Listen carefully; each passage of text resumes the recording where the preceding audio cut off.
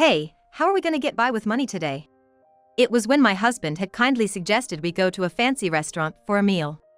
As I stepped out to the restroom, I happened to overhear a conversation between our son, Michael, and his wife, Natalie, who were also there by chance.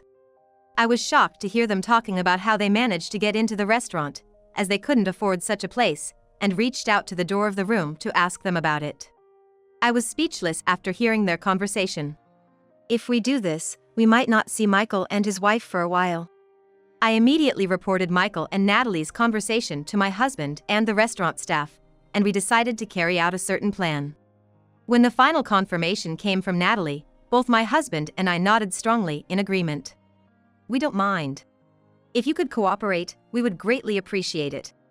And so, our counterattack against Michael and his wife began. My name is Sally Turner. I am 80 years old, enjoying a comfortable and enjoyable retirement life with my husband. We share a hobby of playing gateball together. Sometimes, I spend my days alone, while my husband meets with his friends, and I enjoy conversations with the owner at my favorite cafe. We were living our days leisurely. We have a son named Michael. He must be around 50 by now. He is married to Natalie, and they live a harmonious life together. Natalie is a homemaker. And they have no children. Having kids would just take away all our time together.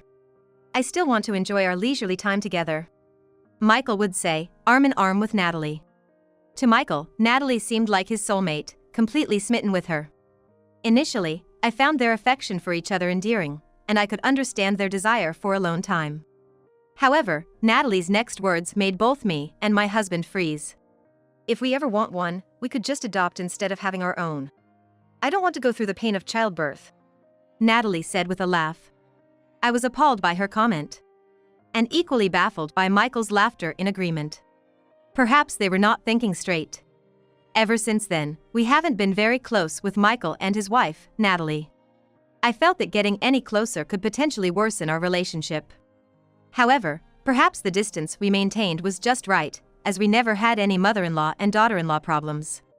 There were no troubles in daily life, and I thought time would just peacefully flow on. While I was almost forgetting about this incident, it happened. When I was shopping at the supermarket, I felt an unusual amount of stares and, turning around, saw several neighbors looking at me and whispering among themselves. Hello, everyone. Are you all shopping too? Curious, I approached them without any worry, but for some reason, they greeted me awkwardly. As if avoiding me. It was so obvious that I felt it instinctively, raising questions in my mind. Why would that be? The answer was simple. Because I had coffee with those same people yesterday. Who could have imagined that things would change so drastically overnight? I wondered if I had done something wrong and stood there, puzzled, for a while. Then suddenly, from the direction of the cashier, a man's loud voice shouting in anger filled the store. So, how are you gonna take responsibility for this? The man's loud yelling made me flinch, and everyone's gaze shifted towards the commotion. The store, which until then was filled with lively conversations, fell silent in an instant. The man continued to shout, and the cashier's voice, full of apologies, was the only thing echoing. We'll replace it right away. Please, just wait a moment. I'm telling you, I don't need the stuff. Don't you get that? I'm saying lower the price. I turned to the cashier in shock at the man who was making such an impossible statement. I was dumbfounded by the man's unreasonable demands and turned to look towards the cashier. Michael? It was my son, Michael, who was causing the scene. As soon as I caught sight of him, I hurried over to him. Noticing me, Michael turned around and greeted me with a nonchalant smile, raising his hand in hello. Oh, hey, Mom. Shopping? His demeanor had completely changed from the shouting moments ago to a friendly smile. Michael has always been kind to his family and tough on others since he was young, but it seems like that trait has intensified now that he's an adult. No, it feels like he's gone off track as a person. Shopping? That's not the point. Why are you making a scene and complaining so loudly like a fool? Huh? What do you mean, fool? There was a bug in the cabbage at the store. I almost ate it without noticing. A complaint or two is only natural, right? It was clear he realized I wasn't just stopping by to chat. But it was intervening. Michael's attitude changed drastically upon this realization, confronting me with hostility and explaining the situation in an aggressive manner. His behavior was so overbearing that I felt bewildered that this was my own son. A bug or two is nothing. Can't you just get it replaced? And you've been shouting about it like this. Aren't you embarrassed? Why do I have to be scolded? It's this supermarket's fault, right? They say they'll replace it, but just seeing that cabbage made me feel so sick, I was shocked. Just replacing it isn't enough. The more I tried to intervene, the more Michael's words escalated. Contrary to my embarrassment from the painful stares of the people around, Michael seemed to want even more attention, continuing to shout. It must have been his strategy to make a big scene to pressure the store. If the commotion went on any longer, it could lead to police involvement. Thinking this, I handed the cabbage to a clerk for the time being, left my empty shopping basket with them, and forcibly dragged Michael out of the supermarket. Mom! What are you doing? What am I doing? That's my line. Making such a scene over a piece of cabbage, you're out of your mind? Although I managed to pull Michael outside, calming him down was nearly impossible. And I, too, was exploding with anger at how my son had turned out. A full-grown adult causing a scene in front of a supermarket was bound to draw attention, which I knew all too well. However, my anger didn't subside, and the argument with Michael continued. Really, what's the big deal if there's a bug in the cabbage? It's proof that it's fresh. Are you out of your mind? Then, Mom, you can go ahead and eat cabbage with bugs on it every day from now on. How long are you planning to keep up this ridiculous argument that sounds like it's between two school kids? It seemed like someone had caught wind of the commotion, probably waiting in a car nearby. Natalie emerged from Michael's car.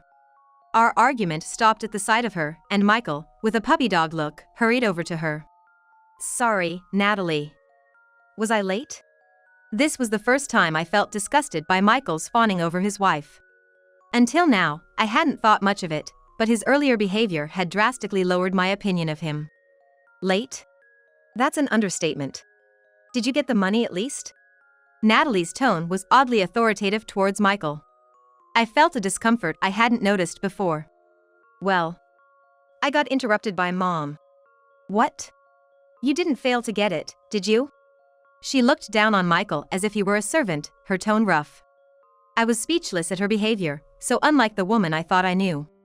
I'll go back and try again. Forget it. How long do you expect me to wait? Sorry. Against Natalie's harshness, Michael seemed as small as a cat being scolded. I found no words to say. As I watched them in disbelief, Natalie turned her gaze sharply towards me. Long time no see, mother-in-law. It seems you've caused some unnecessary trouble. Her words were cold and irritating. I asked her to repeat, not understanding her meaning, which only seemed to irritate her further. She gave me a cold, disdainful look. Could you please not interfere in our matters from now on? Our livelihood is at stake, and it's really troublesome. Troublesome?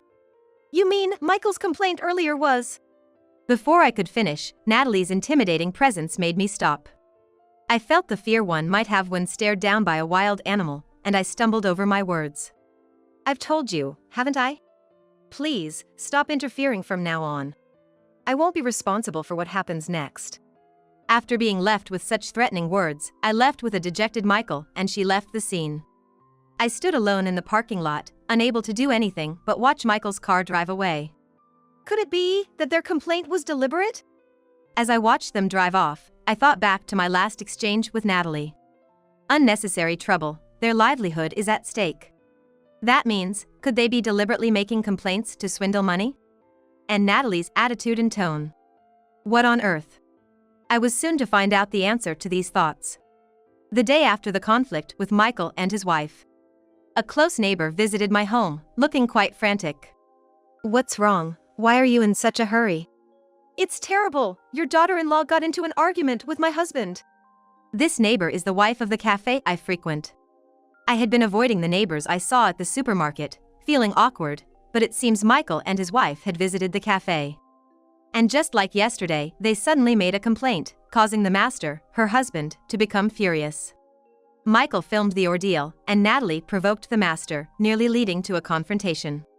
I hurriedly called my husband, and we went to her cafe together. Look who I brought! What's going on with your son and his wife? They're causing trouble in my shop. We, who also have a rapport with the master, immediately apologized at the scene. We're truly sorry. We'll take them home right away. There you go again. Michael clicked his tongue, and Natalie muttered annoyingly. Despite my rising anger, I wanted to calm the situation more than anything. How dare you speak to your mother-in-law like that? The master, even in such a situation, showed concern for us. I was moved by his gesture, but it seemed to irritate Natalie. I married Michael, not anyone else. That's all that matters. More importantly, how dare you serve such awful food to customers? What did you say? You're still spouting that nonsense. My husband intervened as the master was about to lash out. We're deeply sorry. We will come back on another day to formally apologize for this rudeness. There are other customers here. Please, let's calm down for now. My husband was apologizing. Seeing this, the master's anger subsided, and he said we don't need to pay for now, just take Michael and Natalie home. So, my husband and I silently took them back to our house and into the living room. As soon as she sat on the sofa, Natalie sighed heavily, looking annoyed, while Michael seemed eager to please her, flustered. Do you understand what you've done? It was my husband who spoke quietly. His expression was blank, but his voice carried anger. I had never seen him like this in all the years we've been together. It was so frightening that I shivered next to him. What do you mean? I just complained about the taste, and I didn't want to pay for such awful food. Natalie replied, unfazed by the situation. Instead, she glared back, as if she was the one in the right. What you guys are doing is nothing short of being professional complainers. That cafe is a dear friend of ours, someone we owe a lot to. So what? That has nothing to do with us. Natalie retorted, her disdain for common sense making my husband's anger grow further. I knew giving in to anger here wouldn't solve anything. So I decided to step in. Natalie, you made Michael do the same thing at the supermarket yesterday, didn't you? Are you deliberately making complaints to save on the bill? I voiced my speculation. Yesterday and today. Their actions were clearly beyond normal bounds. They were picking faults just to get things for free. Their actions and words were so excessive that no other explanation seemed to fit. Hearing this, Natalie burst into laughter. Laughing so hard she was crying, and both my husband and I were taken aback. You're surprisingly smart, aren't you? Right? If there's a way to save money on meals, wouldn't anyone want to do it?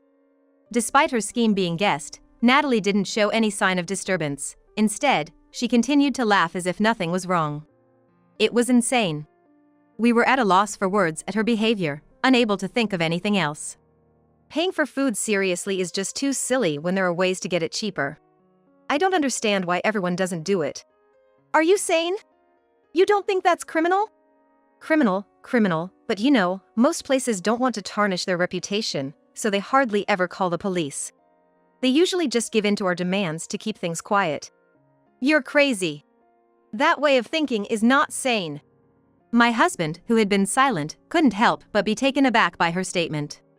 And as if mocking him, Natalie continued. Maybe I am crazy. But, you see, I've been doing things bordering on criminal since I was young. It doesn't really bother me anymore. That's when we first learned that she used to be the leader of a ladies' gang. She started to tell us about her upbringing. I grew up without knowing my parents. Before I knew it, I was part of a gang, and this kind of life was normal for me. I don't think it's bad. Natalie spoke nonchalantly, while Michael looked up to her as if she was someone to be admired. I like strong-willed women like Natalie. If it's something Natalie wants, I'd do anything for her. Michael, Michael, speaking admiringly of Natalie, made me feel regret that my own child had grown up to be such an adult. So, if you keep pestering us, even if you're the in-laws, I won't hold back. Consider this your final warning. With that, Natalie stood up, and Michael followed her out. We tried to stop them, saying the conversation wasn't over, but our words didn't reach them. As we watched their backs, my husband and I stood dumbfounded. After that, I tried to contact my son and his wife by phone and visited their house, but I was turned away at the gate. My calls were rejected, and we were left estranged. Since then, my husband and I have been looked at with disdain by the neighbors. In the countryside, gossip spreads quickly, and being ignored during greetings becomes commonplace. I felt mentally drained, even suspecting that people whispering on the roadside were talking about me. I went to apologize to the cafe we caused trouble for, but I was told not to come back as long as we were associated with my son and his wife. I was filled with regret and cried myself to sleep that night. I was overwhelmed with emotions so strong I wanted to disappear, crying silently into my pillow. I ended up bedridden for several days, too afraid to go outside. My husband takes care of all the household chores. One day, my husband invited me out for a change of pace. A friend of mine who owns a restaurant wants us to visit. The restaurant was run by his friend and wasn't open to the general public. My husband had apparently mentioned me, knowing I was feeling down, and they extended an invitation to us. "You've been moping around too much, haven't you? It must be tough. Let's eat something delicious and cheer up." His gentle touch as he comforted me made me feel loved. I felt grateful once again for marrying him and decided to accept the invitation for a meal. I hadn't eaten much in the past few days, so my face had become gaunt. I tried to hide it with makeup, but my husband saw through it all, telling me I didn't have to force a smile. I felt inadequate but decided to go to the restaurant with him anyway. When we arrived, the owner and his wife welcomed us warmly. "Welcome. We've been expecting you. Long time no see. We appreciate your coming today. Please, make yourselves at home. Our young chefs make exquisite cuisine." The warm demeanor of the owner's wife and the solid presence of the owner. They put my mind at ease. I weakly smiled and nodded at their words. Concerned about my weakened state, the owner's wife took my hand and guided me through the restaurant. The interior was impeccably clean and exuded a sense of cleanliness. "Welcome. We've been expecting you." We were welcomed by the head chef with such vigor that lifted our spirits, which were feeling low. His enthusiasm was so infectious that we couldn't help but feel overwhelmed by it. "Today, I'll put extra effort into it and serve you delicious cuisine. The head chef's dishes are truly exquisite. Please, make yourselves comfortable and enjoy yourself." The one who smiled at us like that was a female server. Her gentle smile soothed my heart, and a smile naturally returned to my face. It was at that moment, while enjoying the delicious food, that I had almost forgotten about my son and his wife. "Hey, how are we going to manage our finances today?" As I was heading to the restroom, I heard a voice I recognized from somewhere, coming from one of the private rooms along the way. "After all, this is a place owned by Dad's acquaintances, right? It wouldn't be good to cause trouble here. Why are you getting cold feet? It's not like this place is any different from the ones we usually go to." "Well, yeah, but since when did you become such a wimp? Seeing spineless guys like you just ticks me off." From the tone and the way of speaking, I quickly realized it was my son and his wife in that room. How did they manage to get into this restaurant? Just as I was about to ask, I reached for the door handle. The content of their conversation drained the color from my face. And just as I felt my knees go weak. "Is something wrong? Are you feeling unwell?" The head chef, who had come to explain the dishes, was there. I couldn't explain the situation and just managed to convey that I wanted to return to the room. But I was so weak-kneed that walking properly was difficult. With just a word, the head chef seemed to understand my situation and offered some reassurance. "Sorry, perhaps this isn't appropriate for a lady, but..." Despite calling it an emergency, he lifted me up and carried me back to the room. Upon being hurried back to the room, I found my husband, wife, and the gentleman all gathered inside. Gasping for breath, the head chef appeared with me, surprising us both, while his wife hurriedly rushed to my side. The head chef helped me into a chair and discreetly led me into the room, trying not to attract attention. "What's wrong? Are you okay?" "My body is fine. But, you... Something terrible's happened with Michael and his wife." "What happened?" Seeing my pale face, my husband offered me a cup of tea to calm down for the moment. After taking a sip of tea and taking a deep breath to calm my mind and actions, I explained the conversation I had overheard and the situation from earlier. "Come to think of it, indeed, today, the Turner couple are dining here." "What?" As we talked, it suddenly dawned on me that we had brought Michael and his wife to this restaurant when they got married. At that time, the owner had made us membership cards, assuming they were our sons. So, that's how they managed to come here for a meal. "I'm sorry. It's all my fault for meddling." "Why are you apologizing? We're the ones who should be apologizing. More importantly, what should we do? It wouldn't be good if they caused a scene in the restaurant. As we all fretted over the situation, the head chef proposed something. How about this? Upon hearing his suggestion, we felt reluctant but didn't see any other choice. But wouldn't that inconvenience you, chef? Don't worry about it. If I can help you ladies, a little inconvenience like this is nothing. With a hearty laugh, the dependable head chef reassured us, and both my husband and I smiled in return, albeit with furrowed brows. But if we go through with this, we probably won't see our son and his wife for a while. The wife, with a stern look, confirmed our determination.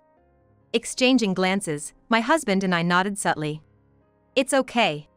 If you're willing to help, we'd like to ask for your cooperation. Are you sure about this? Yes. We can't stop those kids ourselves. Please, we're counting on you. After being reassured by the owner once again, my husband and I both bowed deeply. And thus, our retaliation against our son and his wife began. Hey, get the manager over here. Afterward, as expected, Michael's wife started shouting in the restaurant, and customers began to peek out from the private rooms, wondering what the commotion was about. I'm the head chef here. The head chef rushed over and asked my son and his wife what was wrong. There was a hair in the soup they served us. How are you going to make this right? We're paying good money here, so take responsibility. As usual, my son's wife started complaining. Her behavior stirred up the other customers, and worried voices could be heard from the staff. A hair, you say? However, the head chef remained calm and composed, addressing the situation with a firm attitude. Upon seeing the soup with a hair in it, he seemed to notice something odd. This hair doesn't belong to any of our staff. In the face of the chef's calm analysis, my son and his wife stared at him with a startled expression. The surrounding customers, upon hearing his words, became intrigued, and everyone in the restaurant focused on the interaction between my son's couple and the head chef. On what basis are you saying that? We don't have any staff with dyed hair in our restaurant. Furthermore, a hair this long wouldn't belong to any female staff either. What are you talking about? My son's wife became flustered by the chef's calm observation. However, to support my son's wife, my son himself started to protest. Are you accusing us, the customers? Not at all. However, if this was intentionally placed by a customer, that would be a big problem, wouldn't it? Shut your big mouth until you have evidence we did it. Once evidence is presented, you're okay with me speaking up? Now, the wife, who had been listening, intervened, followed by the husband showing up. With everyone maintaining a firm demeanor, my son's couple looked around in dismay. What you're doing is a clear crime, you know? It might be wise to consider your position before causing any more trouble, don't you think? What's with you guys since earlier? Is this how you treat customers in a high-class establishment? You're not customers or anything like that. As my son's couple persisted without giving up, the husband directed his words at them. Upon recognizing a familiar voice, the two of them turned towards me and my husband, wearing puzzled expressions. It's you two again? What are you doing here? That's our line. This is our dear friend's restaurant. It's about time you stopped causing a scene. You call this a disgrace? There was a hair in the food. This is a legitimate protest. It's absurd to complain about it. And we know that you intentionally put the hair in there. With that, I pointed to the ceiling of the restaurant. There, a black, round fixture was installed. What do you think that is? You don't know? That's a security camera. So what? With a condescending tone towards my ignorant son's wife, she expressed her anger. Despite giving me a defiant look and attitude while glaring at me, she still didn't seem to grasp the existence of the camera. It was my son who first realized the situation. Hey, isn't that? What are you talking about? Why are you suddenly turning pale? It seems Michael has noticed. He understands what the security camera means. So, what about it? My son's wife, frustrated by the exchange, showed disgust. Seeing is believing. Thinking it would be quicker to show rather than tell, my husband opened the door and pointed to the ceiling. There, a security camera was indeed installed. That camera can view in all directions, 360 degrees, right? Understanding what this meant, even my son's wife seemed to catch on. With her mouth opening and closing like a fish, her face gradually turned pale. If you're still not convinced, we're willing to go as far as DNA testing that hair or whatever you want. We're prepared to fight to the end. As if to drive the point home, the husband started to threaten them with a smile on his face. And as this unfolded, the sound of sirens could be heard from outside the restaurant. What? Oh, looks like our ride's here. Ride? My son's wife, now with a pale face at my words, reacted. In response, with a cold smile on my face, I uttered coldly, "It's time for you two to part ways for a while." What's going on? As my son's couple struggled to comprehend the situation, the police appeared. They surrounded them and began to inquire about the situation. Is it you two? You're the ones causing obstruction of business and attempting to falsely accuse others of extortion. Obstruction of business? It's them. They've been making baseless complaints to the restaurant, trying to get free meals. Interrupting my son's attempt to justify himself, I explained the situation to the police. Although my son and his wife resisted upon hearing this, the officer warned them that further resistance would only worsen their charges, and they immediately quieted down. For now, let's discuss this calmly at the station. Shall we go together? What? We haven't done anything wrong. Give it up. The police have already been briefed on the situation. They know all about your attempts to fabricate lies and bring down this restaurant. And your despicable acts so far. You'll be given a proper hearing. That's right. We'll listen to your side of the story for as long as it takes. Now, shall we? With a smile, the police officer calmly suggested, but his smile conveyed a sense of intimidation. Even my hot-tempered son's wife had no choice but to comply quietly. Then, we'll take you with us. Thank you very much. And as we watched my son's couple being escorted away, the restaurant erupted in applause. That was awesome. Great acting, chef. I was sweating bullets, thinking I might get caught. Grateful for the warm words of the regular customers, my husband and I couldn't help but feel thankful. Thank you so much. Not at all. If this brings peace of mind to you, we're more than satisfied. But the chef's suggestion turned out to be right. If it's the kind of thing they would do, you can usually figure it out. Laughing as he spoke, the chef's confidence left both me and my husband in awe. That suggestion from the chef at the time. It was to shake up my son's couple. We do have female employees with light brown hair, and while the camera is indeed a surveillance camera, it doesn't provide a 360-degree view. I was wondering what to do if things went south. It was a gamble, but we managed to handle it well. And it's all thanks to you and everyone's response. Thank you so much. Warm voices from the restaurant reassured us, saying not to worry. The staff explained the situation to the customers, and everyone rallied behind us. We had asked them to help in case my son's couple caused trouble, and everyone acted like actors, just as we requested. Now, let's resume our enjoyable meal. Today, it's on the house. Everyone rejoiced at the generosity of the husband, and we were able to have a good time. Afterward, my son's couple was sued by the restaurant and faced a hefty compensation claim. They were taken to court, and it was highly likely they would receive a prison sentence. Moreover, it was revealed that they had posted a video on social media of a previous altercation with the owner of a nearby cafe. This led to another lawsuit against them, and their reputation became so tarnished that everyone in town knew about it. Naturally, it became difficult for my son's couple to live in the town, and they left town as if fleeing. My husband and I tried various ways to repay the cafe and the high-end restaurant we were indebted to, and eventually decided to use social media to highlight the strengths of both eateries. With the help of acquaintances who were knowledgeable about the web, our efforts paid off, and both businesses flourished. We managed to reconcile with our neighbors, and now we can once again go out for tea as a couple. Since then, we have severed ties with my son's couple, and my husband and I are still living happily even though we are over 80 years old. We're so content every day that we hardly even think about what happened to my son's couple. This incident served as a stark reminder that seeking rewards without effort leads to punishment.